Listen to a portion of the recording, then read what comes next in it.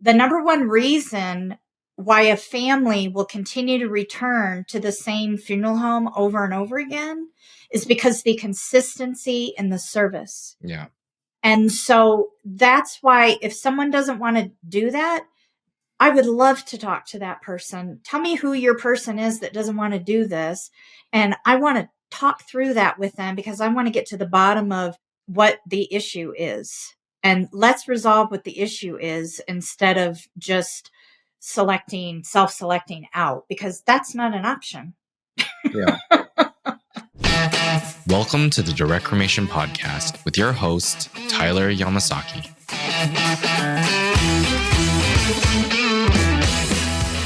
Hi, thank you for joining us on the Direct Cremation podcast. I'm your host, Tyler Yamasaki, CEO of Parting Pro, the #1 cremation arrangement software for funeral homes. If you like the content, please give us a like, subscribe, turn on notifications, and leave a comment. So today's guest is one of funeral service education's most respected figures with over 25 years shaping the careers of funeral professionals. Serving as both faculty member and administrative program chair for Arapahoe Community College's prestigious Mortuary Science program, she earned emeritus status, an honor reserved for educators whose impact extends far beyond the classroom.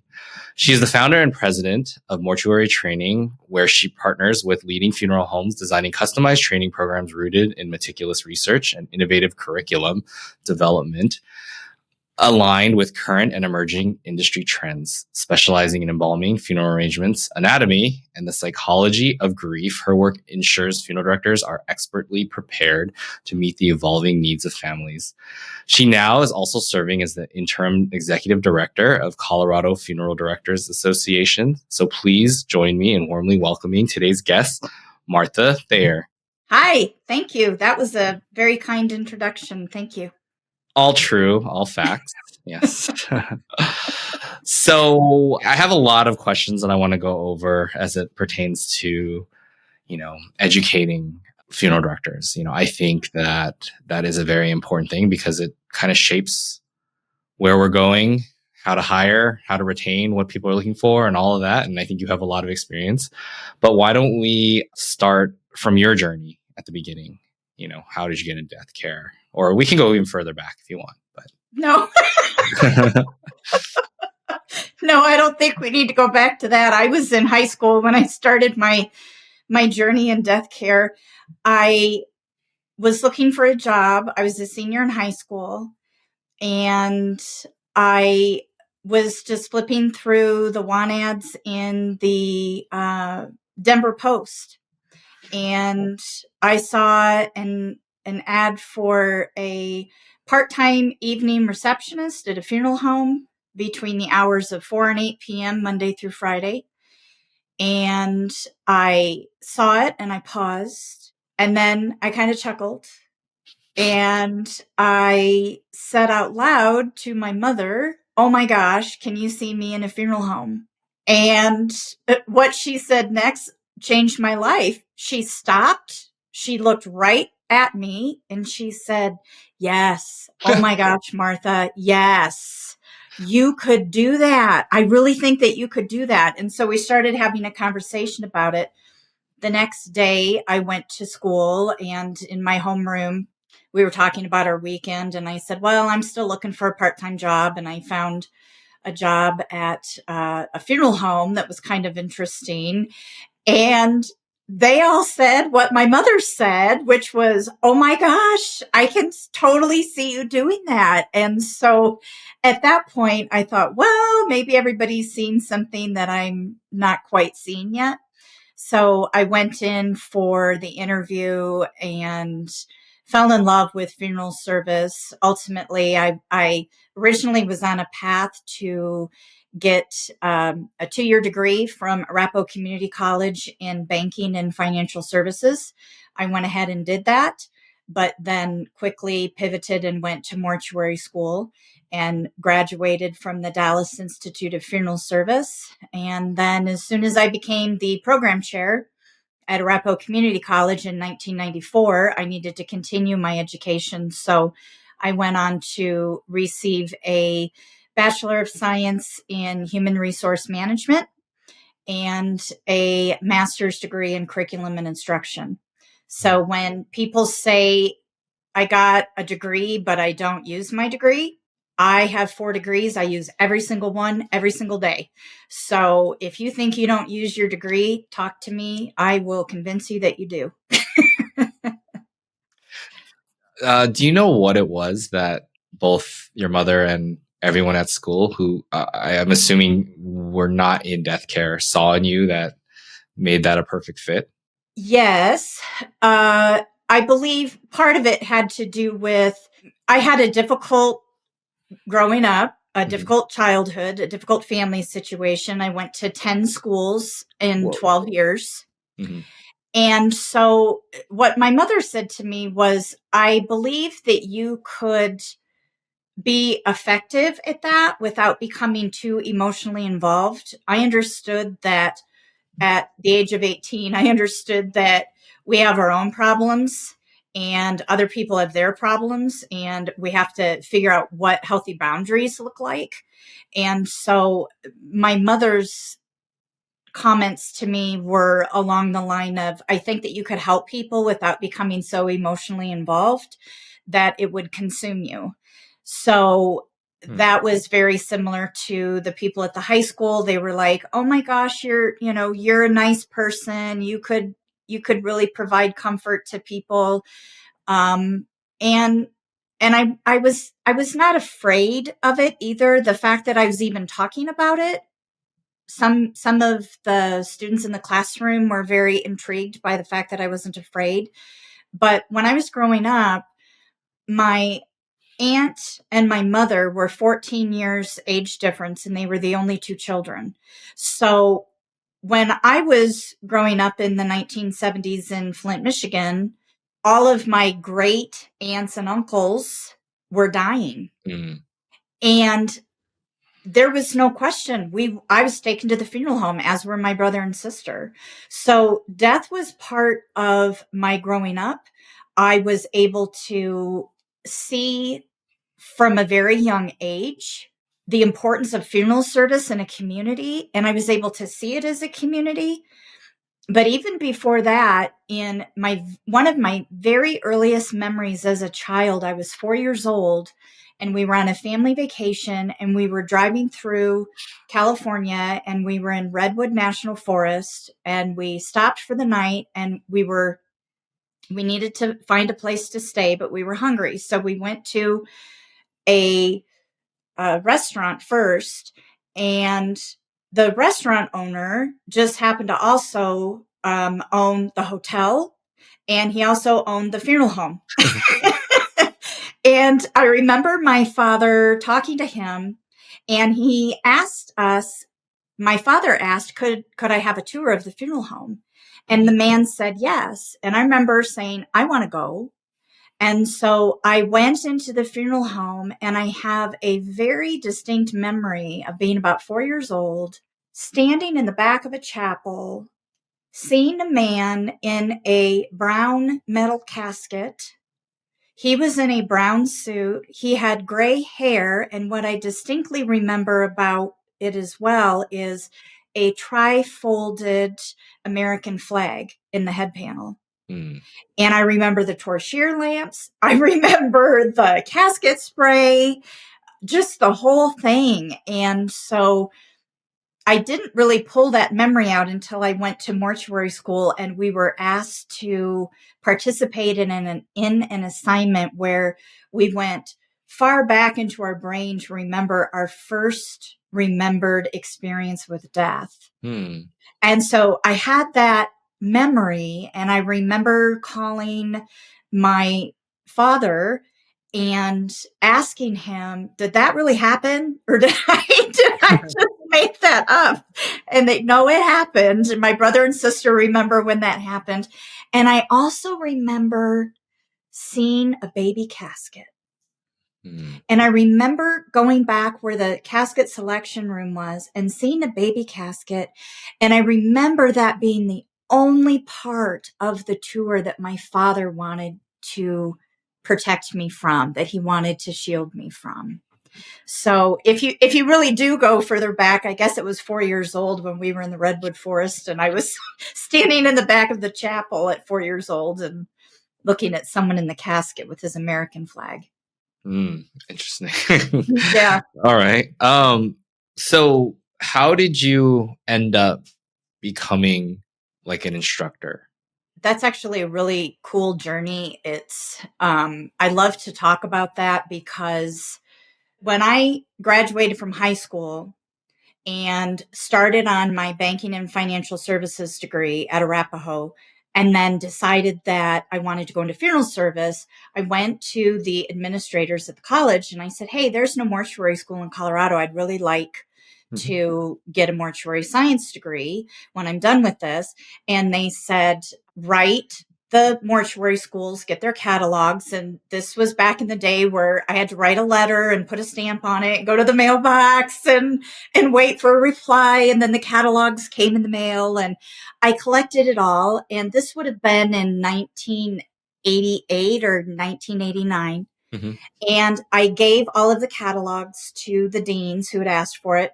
And they got back with me within a couple months and they said, "Thank you so much for doing all of this legwork for us, but we have decided that we are not going to start a program at this time." Mm-hmm. So off I went, and eventually I graduated from Dallas Institute of Funeral Service in 1991.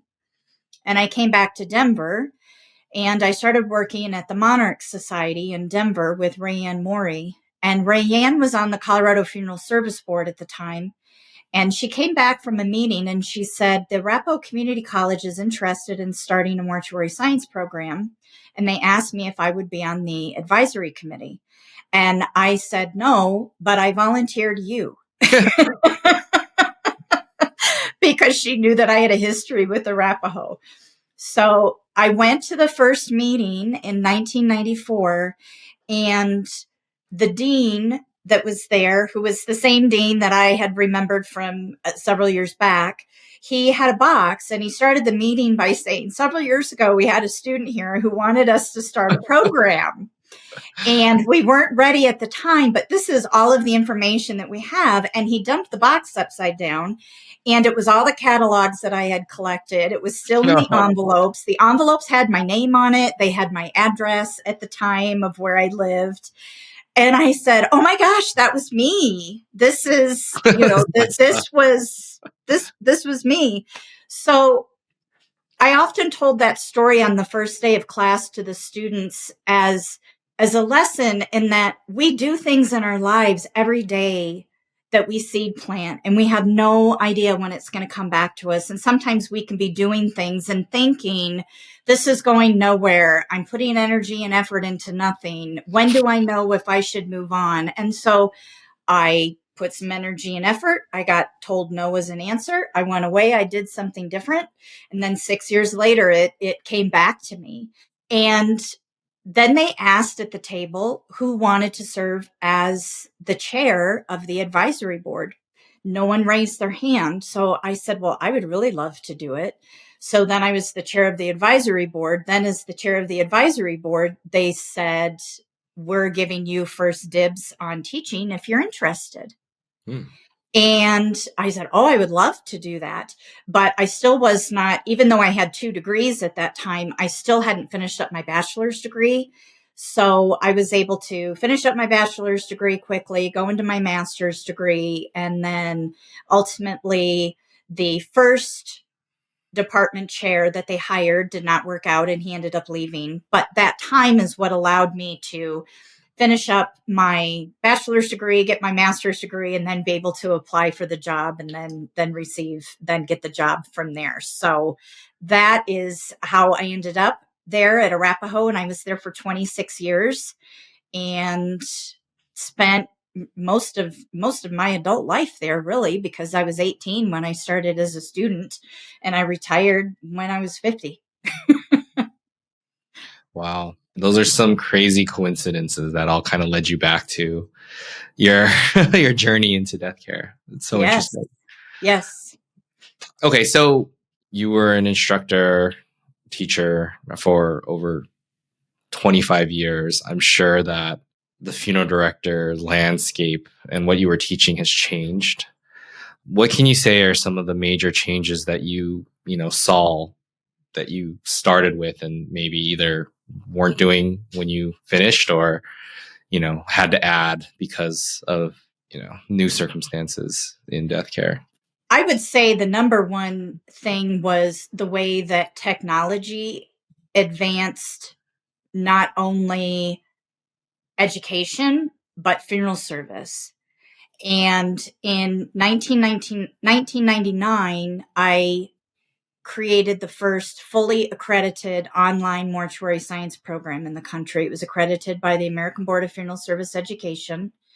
And that was in 1999. So in 1994, when I walked in, I had a chalkboard and I had chalk. And I used to write, and I had an eraser. And at the end of the day, I had chalk all over the front of me. And 5 years later, we had gone from the chalkboard to an overhead projector in the classroom where it was I don't know, it projected onto the wall, and I would write on it with transparencies. And then it went from that to, we have a cart with a computer on it, and we have fancier equipment now, but it was all on a cart. And then it went from that to, it's now all mounted in the ceiling, and you walk into the classroom and you turn a button on and everything automatically appears on your board, and there's not much writing anymore. Everything is all done electronically, and my students are logging in to take class and to be present. And so watching the advancement of funeral service education and funeral service technology, wow, that happened really quickly for me, only being there 5 years and seeing what a transformation it was. But I was graduating all of these students that had all of these skills and knew all of these things about computers and knew how to help with all kinds of things that were needed at the funeral home. But the funeral home didn't necessarily have the software programs yet. They still wanted the pen and paper.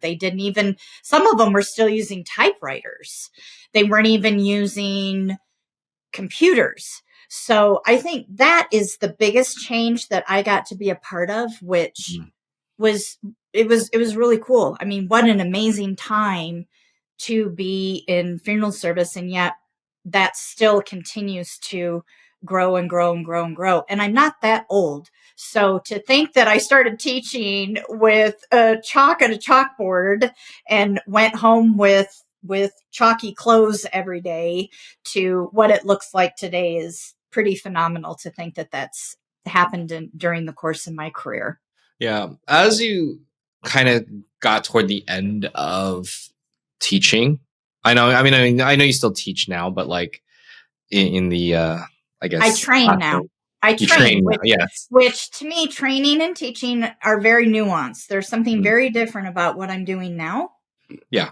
That I wasn't doing when I was actually teaching. Okay. Well, let's get into that, but I want to spend a little bit more time on the student stuff. Sure. But as you came towards the end of the teaching, what skills or topics did you find that most of the students going through found the most challenging? Wow. That's a difficult question to answer because that's so personal. Mm-hmm. When you look at the curriculum for funeral service education, there's an art side and there's a science side. And both are pretty steeped in both sides. If you think about other degrees that people get, it tends to go down a science route or an arts route. So the students who are very science and math oriented, they tend to do fantastic on those, and they really struggle with the arts and vice versa. So while that is very personalized, the sciences, I think students tend to have a more difficult time with, but that also depends on their background. And it also depends on, I'm thinking right now about the student who goes to a community college and what their demographic is. They might be typically are a little bit older student, they tend to struggle just because they haven't been in school in a long time. So they've had a huge gap in their learning. Mm-hmm. And so it doesn't really matter what the topic is. They are retraining their brain how to receive information, how to study, how to stay focused. They are the second career people. But then you have people that go to some of the universities or some of the private institutions that they tend to have a younger 18 to 20 something year old crowd. What they're going to struggle with is going to be completely different, just simply based upon demographics. So I think if you were to ask that question to each current program chair at each of the accredited schools, you would get a different answer. I see. Because it's so personally based on demographic. Is there anything that students are very surprised about when they actually learn about it that they didn't expect going in? I don't know that there's as much surprise, but there are certain things that, like, people, to give you an example, when I would have embalming lab, and when I would do the orientation before we went into embalming lab, I would ask them, please tell me if there's anything that you're hesitant or you're afraid to be doing. And so sometimes people would say things like, oh, I'm really freaked out by eyeballs. I'm afraid to put an eye cap in, or I just don't want to be the first one at the table who can't raise a carotid artery. And so I would make notes. And then what I would do on that very first day is make sure that every person in the room did what they most feared. Because I wanted them to get past that. If we're walking around in fear of what it is that we're going to have to do, let's just do that. And then we can settle in, and then we can move forward faster because we're not going to be moving forward in fear of waiting for what it is that we don't want to do to show up. So, and I would say 99% of the students appreciated that. I remember the first time I did that, and I remember the student at the table, and I said her name, and I said, you're gonna put the eye caps in, and she said, you are not gonna do that to me. And I said, yes, I am, and I'm gonna be right here next to you, and we're gonna do this together, and then you're gonna move on with the rest of your day, and you are no longer going to fear this because you have done it. So it was, as soon as I could identify what they were afraid of, boy, we would move toward that and hit that head on. That's one way to do it. What was your favorite subject? I mean, I know that there's a lot that goes into the curriculum, but what was your favorite part to teach? My favorite subject to teach would be embalming. I taught it on Monday mornings for probably 25 of those 26 years, Monday mornings. And I love teaching it, and I love a fresh Monday morning. And I always told everybody, I don't want you to dread Monday mornings. We're going to have a great time. Our Monday mornings are going to be great. And I love teaching embalming because of the science and the art that are in the both class, that are both in the class. It doesn't pigeonhole anyone to either teaching just the arts or just the sciences. So that, I would say, on the whole, that was probably my favorite class to teach.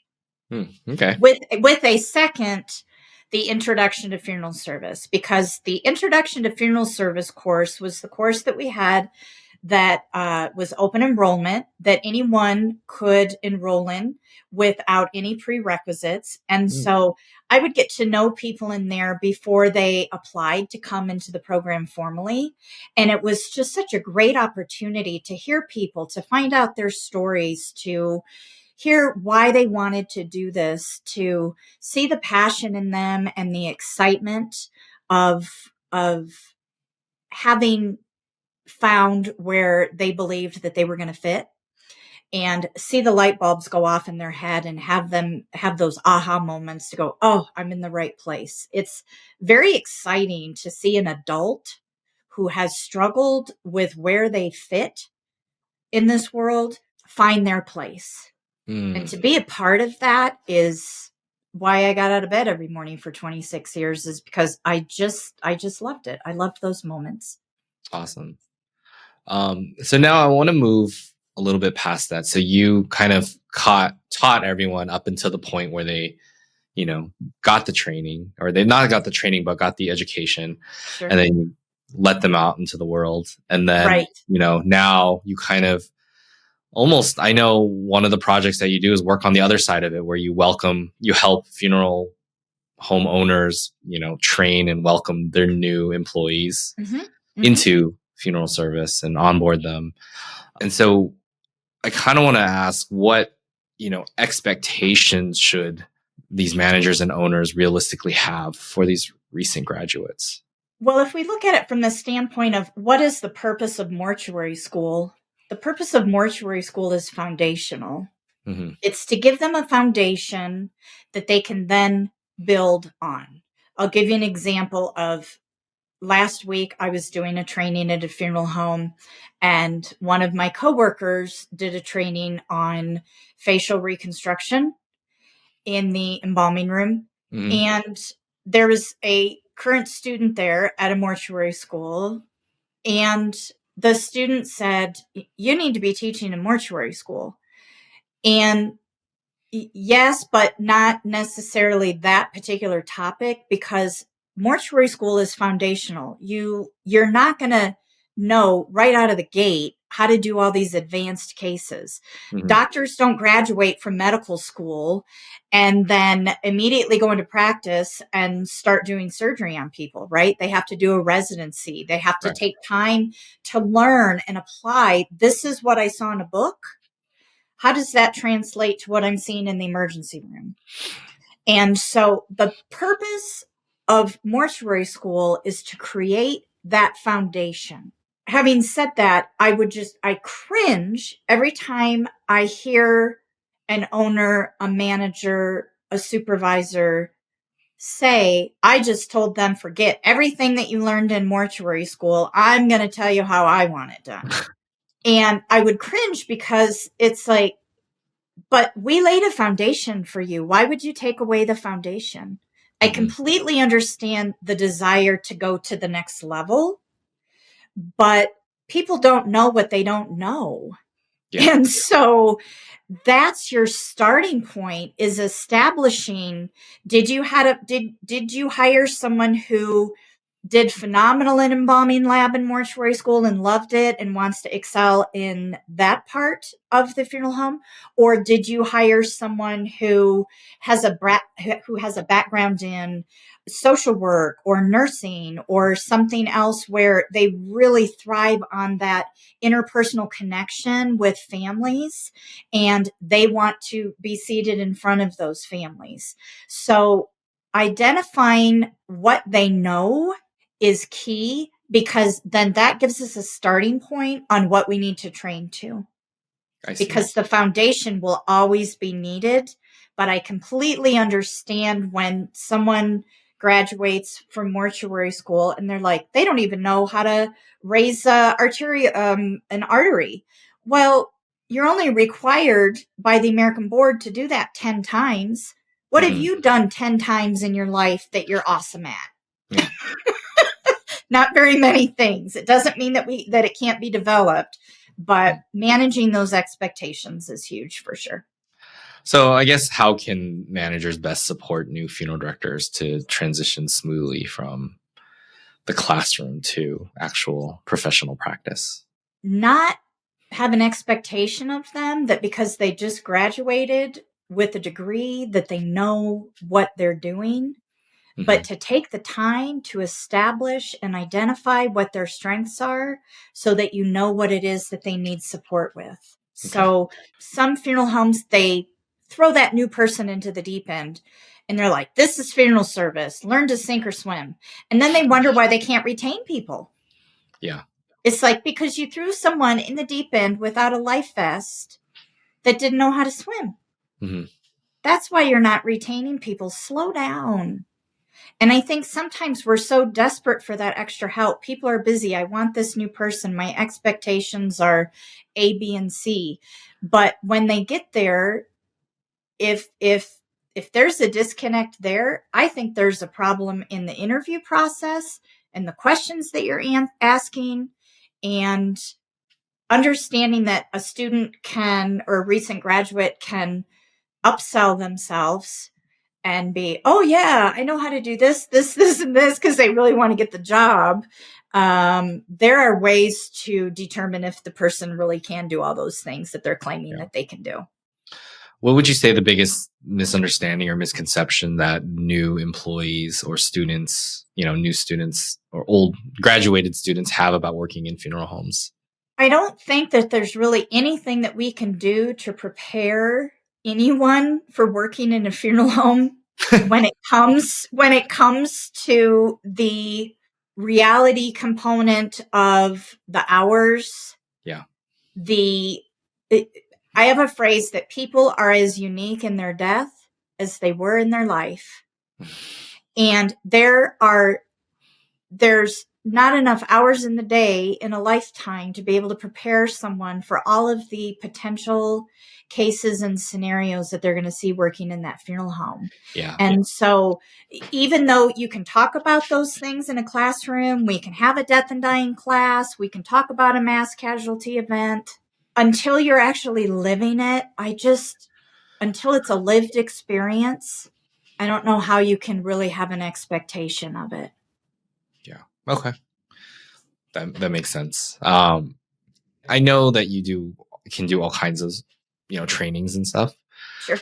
But I know that a big, I think, problem in death care right now is everyone is, at least the sentiment is that they're struggling to find and retain talent in funeral directors and staff and people to help out. And so I want to move a little bit into that. And Sure. What do you think are some of the key factors that cause recent graduates to leave their first funeral home job and kind of never come back? There is a disconnect between the expectations of the person doing the hiring and the person coming in and what that person knows. The person who's being interviewed has got to be brutally honest, and we have to answer these questions so that we can establish what this person knows and what they don't. When they come in, does this person need a mentor or does this person need a coach? There's a difference. And if you set someone up to do mentoring, so that's for a person who they're very fresh, they've never worked in a funeral home, they don't really know what they're doing yet. I need you to sit down and we need to talk about every single box on the death certificate. I need a mentor to help me through that. I need a coach if I've worked in a state where I've been a registered apprentice for 5 years or what have you. I now have my degree. I'm now going to be a licensed person. That person isn't starting at square one, even though they just graduated. They need a coach. They need someone who says, okay, now that you're licensed, let's talk about what that means and how that's changed. We're not doing a good job of giving a person as a resource to new hires. And that's a lot of reason why they're leaving. Mm-hmm. A second reason that I heard, I was at a symposium once that I was invited to participate in, and it was around this very topic, and it was about why people are leaving funeral service. And they invited several people who had left funeral service shortly after graduating from mortuary school. And the one thing that one of the participants said that really stuck with me, he said, I left funeral service because I wasn't trusted to do my job. Because the person who hired me, it was so important to them that everything was done their way, or that they had to stamp it. It was the micromanaging. But what is micromanaging at the source? It's a lack of trust. We micromanage people because we don't trust them. And he said to this room full of people, my number one advice is this: don't hire someone if you don't trust them, because you're going to go crazy and they're going to go crazy. But how do we build that trust? We build that trust through providing resources, through providing education, through providing training, to having an actual onboarding process. I don't care if you're a funeral home of 5 people, 3 people. When you bring a new person in, you need to tell people where they're at and orient them to what's going on. And funeral service, big picture, broad brush, we don't do a great job of that. And when you look at a lot of other jobs and professions and the training that people receive before they're actually left to go to perform the tasks on their own, it can be fairly significant. Yeah. Yeah. So I know that one of the major things that you do is help in creating effective training and onboarding programs for funeral homes, right? And Sure. I think Yes. that can often go overlooked a lot about from, especially on the smaller funeral homes, that, properly getting your new hires up to speed in the right way will definitely help with retention and engagement and making sure that they, stay involved and want to be working for you or with you, I guess. And so I wanted to get more into what you currently do in more on the training and stuff, but what are some of the essential components that funeral homes often overlook in their onboarding that you don't think they stress enough? Well, there's a lot of funeral homes that don't have an onboarding process Yes. at all. So there's absolutely no training for new people. There is no onboarding process, or the onboarding process is given to the wrong person within the company. It's given to a person who might be their rock star and might fill in and try to be all things to all people, but those new people slip through the cracks because even though that person is fantastic at what they're doing, they don't have time to bring to onboard this new person. So just to frame it even a little differently, it's not just onboarding, but it's also about having standard operating procedures in place. It's about having best practices in place, because that's where the expectations come in.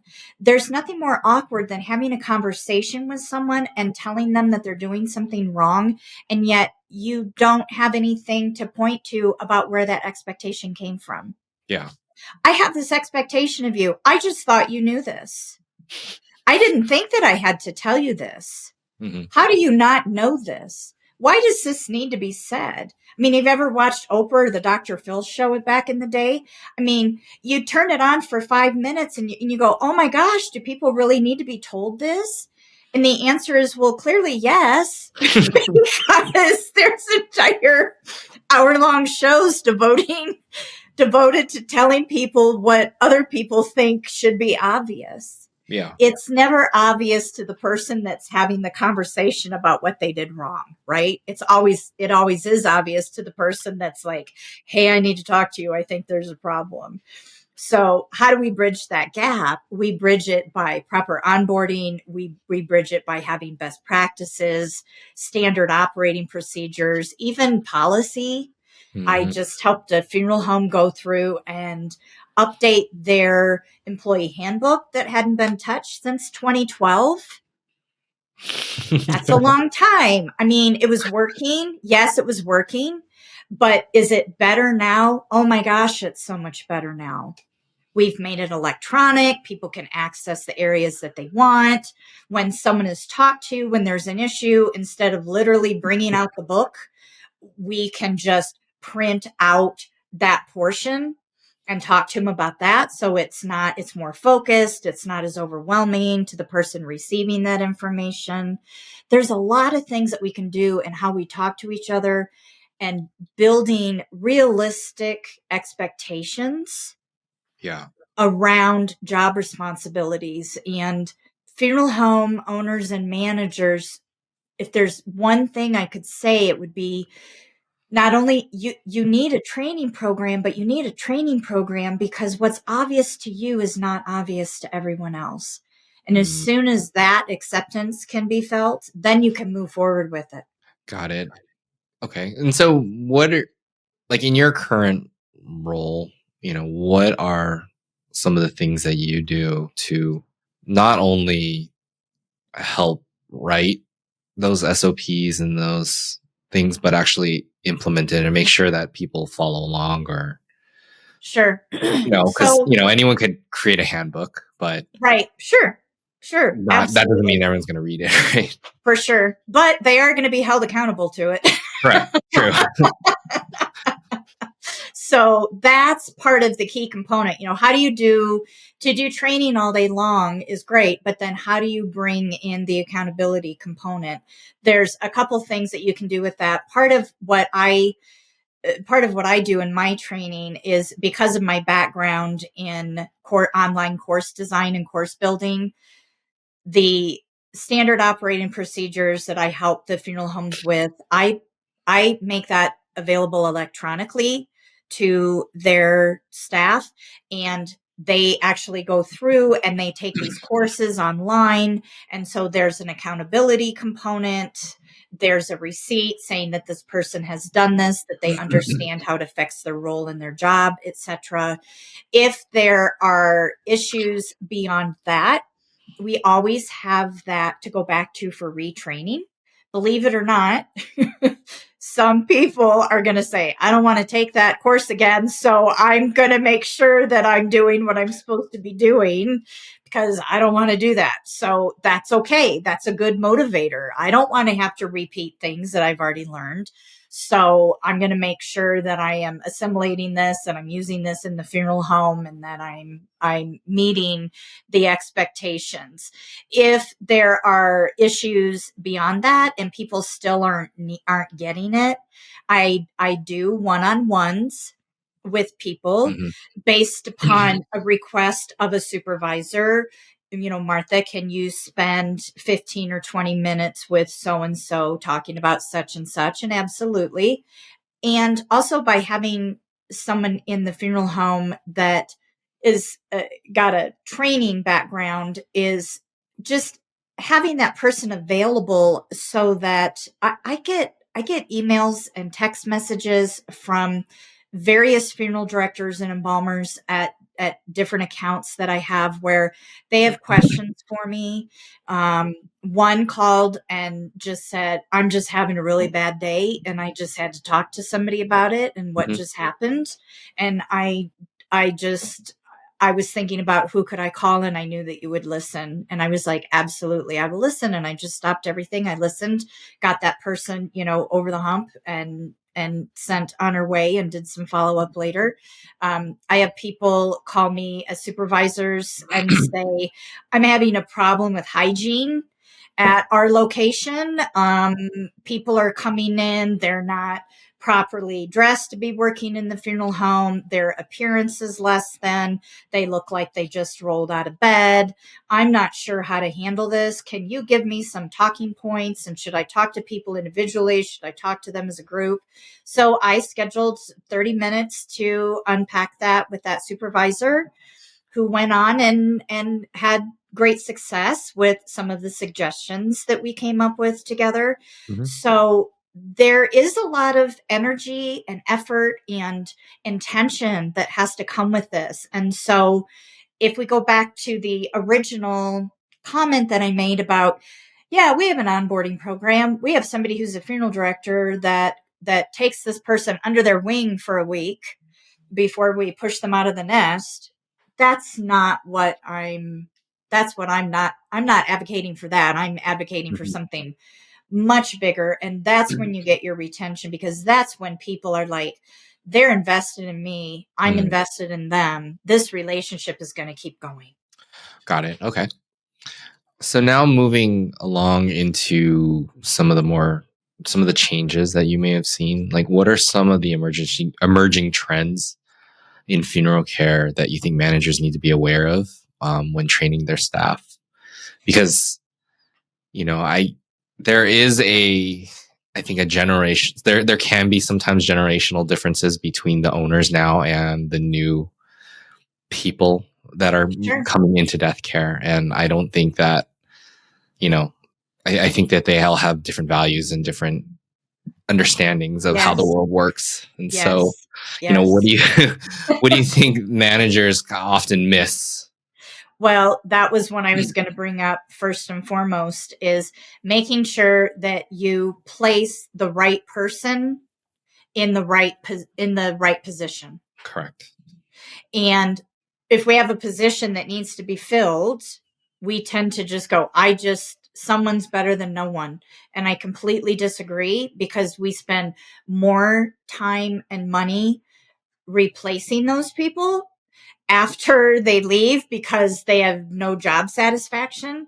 If we can slow down and find the right person with the right group of people. So if you're at multiple locations, think about, or even if you're just at a single location and you need to hire someone, thinking about the dynamic of who that person would be to be able to fit in with you and the characteristics that that person would need to have. This is the first time in history that we have had 5 generations in the workplace. 5. That's a lot. I've been talking, and I'm not that old, but I've been talking about writing on a chalkboard today because that was what the starting point was, right? So we have all of these different people with these different lived experiences with different things that have shaped their belief in the world and either their optimism or their pessimism within the world, the way that they choose to see things in a positive or a negative light. And with all of that, typically comes judgment and and being able to find the right person with the right fit, with the right group of people. Sometimes I know some funeral homes that they do some type of a personality type test, a caliper or a Myers-Briggs or something of that nature because, they don't want to put an ESTJ with whatever the opposite is. I can't think of the letters right now, but I can look at that. Well, is that going to prolong the hiring process a little bit? Maybe. Is that going to cost me a little bit more money? Yes. Is that going to be worth it in the end because I'm going to have saved time because I slowed down to make sure that I'm not putting people that are not going to work well together in the same building? Absolutely. Absolutely it is. So I think in the past, I'd say 20 years, death care has probably gone through some of the biggest changes that it's ever gone through based on consumer preferences. I think we've Yes. kind of done things a lot previously in the same way for many, many years. And all of a sudden, within the past 20 years, everything changed. And then you have COVID, and there's been a lot of change that we've never seen in death care before. And so how do these changes in consumer preferences, whether it be the introduction of digital services, the green movement, the new disposition types, the emergence of cremations and direct cremations, how does that impact not only the curriculum, but also the training that you've had to develop? Or do you feel like at the core, especially when you're teaching, you're only teaching the fundamentals, so it's actually not that big of a difference? What I'm doing now with the training, I'm training specific to what that funeral home needs. Yeah. None of my training is something that I take to every single funeral home that I do. It's all personalized for what is needed at that particular funeral home. But when I think about what's needed, Colorado is the perfect example of just having licensing come back. We now have 5 different types of licenses.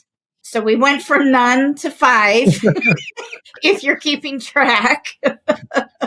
And one of those is a license for a natural organic reductionist. I do not do any training for that, but there is a certification through the Cremation Association of North America that people can take to get NOR certified. And so there is no grandfathering in for that for the state of Colorado. Anyone who wants to be a natural organic reductionist will have to receive that training. And in order to get their license, they're that's what they're going to have to do. So that's something that wasn't even around 2 years ago, let alone 20, and is an example of something that is a movement that started in, I want to say, Washington State. And I believe, I could be wrong, but Colorado was definitely one of the first state adopters. I don't know if we were second, but we were definitely in the top 5 for sure. And so even funeral service in Colorado, I look at cremation, direct cremation rate, natural organic reduction. We've got science care here and whole body donation. There's just so many more moving parts that you think about curriculum and at the mortuary schools. And when I started teaching in 1994, it was cremation and burial. And we used to get criticized a lot that we didn't have enough cremation in the curriculum. And now we've moved past that to now we have water cremation, we have NOR, more people are doing a whole body donation. What does that look like? What about organ donation? Just so many different topics that we used to just superficially touch on in 1994, where now I know that the current program director at Arapahoe, she does a phenomenal job bringing in people to do training to all of those different types of topics. So it's changed quite a bit. I see. So you are now the interim executive director of the Colorado Funeral Directors Association. How did that come about? I volunteered. Okay. That came about because when the licensing started coming back in Colorado and the funeral bill was introduced in 2024, that it was clear for the first time since 1983 that licensing was going to be coming back in Colorado.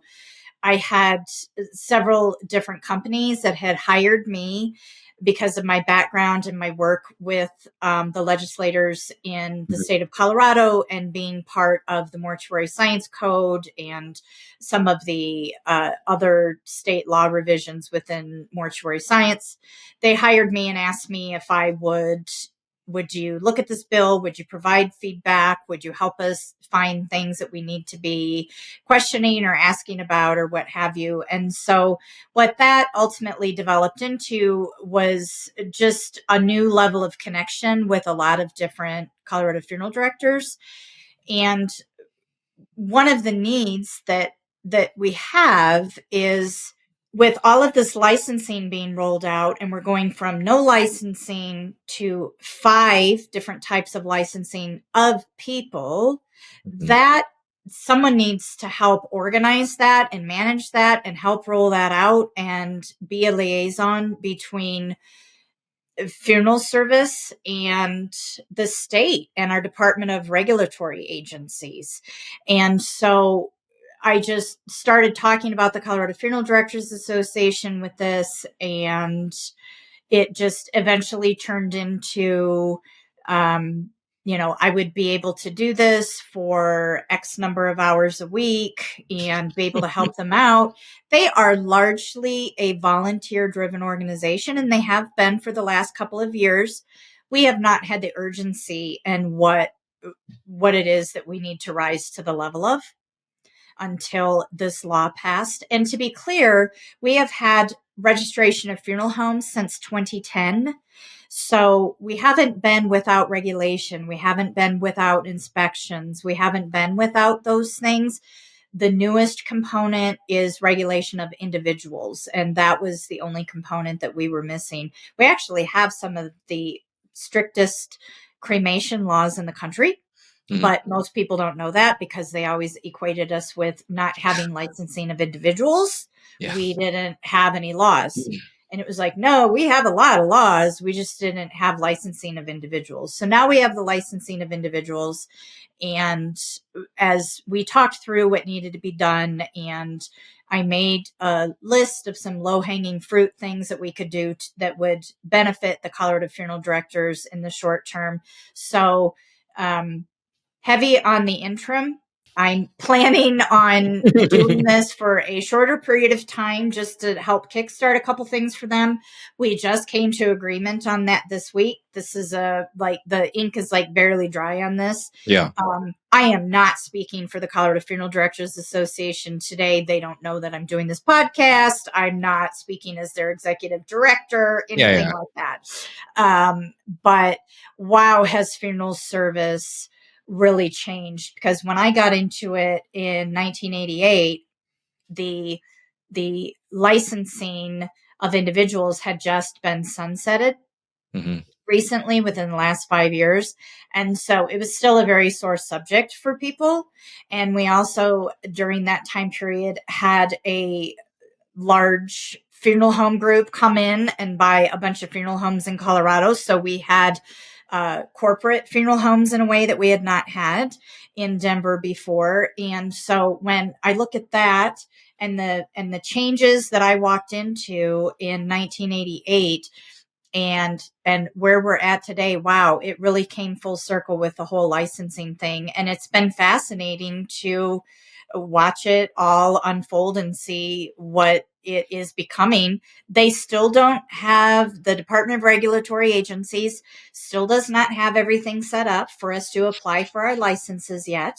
There's a whole new 30 pages of the rules and regs that have been written that coincide with the new licensing funeral bill. So we're still learning about what it all means. We haven't really put it in action yet. And then that's when we'll start figuring out what's going to work, what isn't going to work, what happens next, etc. But I am really looking forward to doing what I can do to help with the Colorado Funeral Directors Association. I attended my first CFDA convention when I was 18 years old and just loved it and loved the people and the association and their mission and what it is that they are trying to do within funeral service in Colorado for the practitioners, in addition to the families that we serve every day. So it's an honor to do this.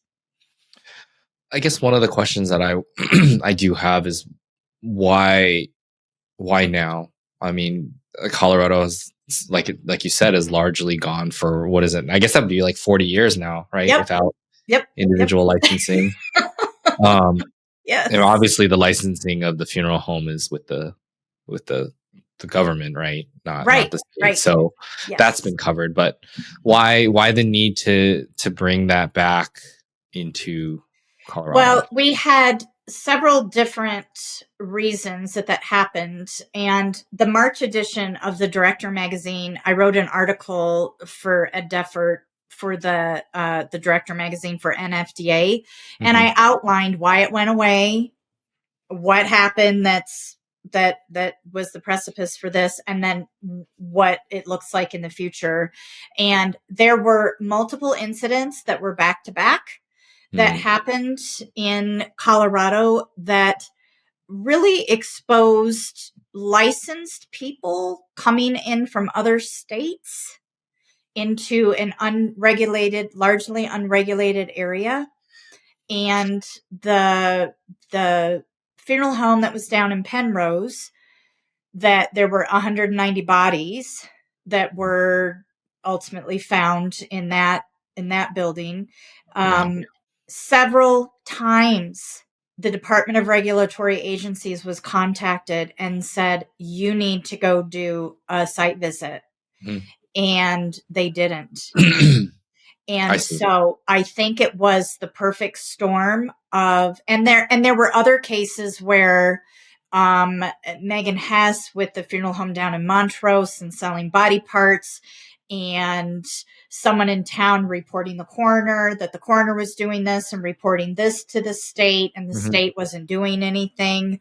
The legislators came together after the 190 loved ones were found. Yeah. And they said, okay, we've got to put this together differently between the Department of Regulatory Agencies and with the practitioners. And so the irony of it is that at least with the funeral home down in Penrose, Colorado, those were licensed funeral directors in another state. And so it really brought up the point that just having a license doesn't keep people from doing bad things. You're never going to be able to get rid of those bad actors. It's more than just licensing people. DORA always also has to do their part in inspecting these funeral homes and receiving these complaints and following up with the complaints better. And so I think once that happened, that was, and while that happened and we were unpacking all of that and trying to figure that out legislatively, that is during the legislative session that Miles Hartford with Apollo Funeral Home, it was discovered that he had a broken down hearse in the back of his backyard, and it had a dead body in it of a woman, and it had been in there for over 2 years. Oh. And so that hit the news in the middle of this legislation that was going on with Penrose. And so, yes, so everything just came together, and I don't think it's a bad thing. I think it's only going to be as effective though as the state is willing to enforce it. And like I think the accountability component that you were talking about. Because like it's not like any of these people weren't known that to be operating as that's right care professionals, right? That's so right. It's not like they That's were right. secretly taking care of funerals, right? They were out in the open doing They were out in the open. And I did even hear, I tried to go on the website and find verification of this, but I've read in several places that the Department of Regulatory Agencies actually went down to Penrose at one point and did an inspection. And whatever it was that they told the inspector was going on, the inspector didn't do anything with it, didn't take it forward. And so to think that someone was in there and saw that. And I did have one person from the state called me about the natural organic reduction and about rules and regs surrounding natural organic reduction. He said, I don't know what to do with this, because his fear was that the people in Penrose were going to argue that they were practicing natural organic reduction by leaving those bodies out. And he said, we don't have anything in writing that would say that wasn't the case. And like, that's insane, right? I mean, just hearing me say that out loud, you go, what? It has to be enforced. It has to be regulated, and we'll see what the enforcement of it looks like, because the inspections are about to get really real. I mean, I think that's probably the most important part, right? I think the registration is a good step in the right direction, but ultimately, if you don't enforce anything, then I guess it doesn't really matter. Well, and they said, in 2010, when we started registration, they could also come in and do inspections, but they had, for up until recently, there was no mandatory inspection. They would do inspections only if there was a complaint. But then the complaints came, and then the inspections weren't forthcoming. So at that point, you're like, okay, this is what the law says, but we're not following the law. So I'm cautiously optimistic that it's going to be effective. Ultimately, funeral service in Colorado, we have to earn back the trust of the public that has been lost as a result of this. And licensing, I hope, is going to help with that rebuilding of trust. But until the state is able to connect that dot as well and bring in that accountability, one without the other is not going to be effective. We need both. Got it. Okay, that makes sense. And I'm glad you're heading that up right now. Interim. Yes, interim. Yes, yes. So I want to take the tail end of this is to kind of really just dive into what mortuary training your company does on a larger scope, like who you work with, like who your customers are, not necessarily by name, but like Right, the right, type of right, right. customers you work with, and Sure. what that involves. Sure. So I specialize in helping, I'm going to say mid-size, and I'll define that in a minute. Mid-sized, family-owned funeral homes with multiple locations, probably 30 plus employees, Mm-hmm. and several hundred families a year that are being served. Where there seems to be the biggest breakdown is the family-owned funeral home that has 5 or 6 locations in the same metropolitan area, Mm-hmm. and they don't have a training program, and so the manager at this location decides, I'm going to do it this way, and a manager over here is like, well, that doesn't work for us, we're going to do it this way. That's when mistakes start happening. And so part of what I do is I try to come in, and I do come in, I don't try, I come in and I bring all of those best ideas together, and we implement them, we put them into practice, and we bring in consistency. Mm-hmm. So regardless of which one of the locations that I'm working at that day and serving a family, I know that this is the way that we do it. And rarely, I'm trying to even think of an example of when I have gotten pushback, because I don't want to say never, but I've really never had anybody with any pushback in terms of an employee at what I'm going in and doing. Mm-hmm. As a matter of fact, when I go into a funeral home, people typically want to find me. They seek me out. They want to spill their guts to me about everything that needs to be addressed. They want the help. They thank me for being there. And so if you're considering doing some type of a training program, don't think that your people are going to push back on it automatically, because if you really do have a problem that needs to be addressed, people will want the problem solved. Correct. Yeah, and it's weird is we we work with a lot of different funeral homes and a lot of different personalities, both owners and operators and managers, and a lot of times we hear, oh well, so and so director doesn't really want to do this, so we're not going to push them because we're going to just let him or her do what they do because that's kind of just how they are. And I always wonder how much of that is true and how much of that is just they don't want to put together something that they have to follow, or if that's I don't know where the breakdown is, but as someone who's worked, I guess, I would Right. love to have that proper expectation set and understandings so that I know what I'm doing well and what I'm not doing well, and Right. Right. metrics to use upon to say, hey, look how good I'm doing, and Yes. And it pay me has to be more or measurable. something, right? Yes. Yes. I have a whole slew of questions that I ask when I go through the interview process. And to be clear, I do not take on every funeral home who reaches out to me that asks for help, because it has to be a good fit for what I'm able to provide for them. So sometimes I'm able to help them determine what it is that they need, but for various reasons, I'm not going to be a good fit for them. Mhm. And I will tell them that, Yeah. I'm not interested in just taking on clients just to take on clients. It needs to make sense for everybody. But back to your comment about, so-and-so doesn't want to do it, so we're not going to do it that way. The number one reason why a family will continue to return to the same funeral home over and over again is because the consistency in the service. Yeah. And so that's why if someone doesn't want to do that, I would love to talk to that person. Tell me who your person is that doesn't want to do this.